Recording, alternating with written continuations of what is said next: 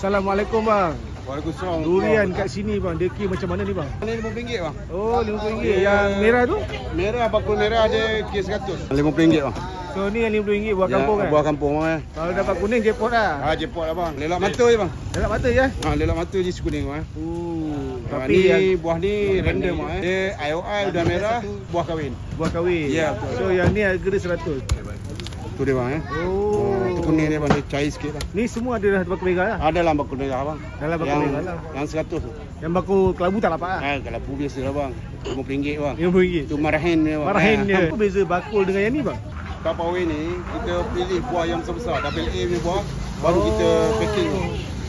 Ni mana tinggal pilih lah. Ada 20, ada 60, ada 50. So dia adalah warna durian IOI Warna dia merah pekat. Merah pekat.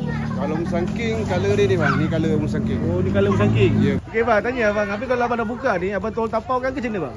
Kalau yang kita buka ni orang request kita masukkan lah. Kita tolongkan tapau. Tapi kalau ramai? Kalau ramai kita minta tolong customer masukkan lah, kita bagi bekas kan. Yelah orang tengah ramai kan?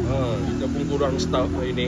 Ibu mengandung ni kita akan bagi daripada Isnin sampai Khamis, kita akan bagi sebiji durian. Kalau dia datang Sabtu dengan Ahad, kita akan bagi cendol durian. Percuma saja. Percuma saja bang.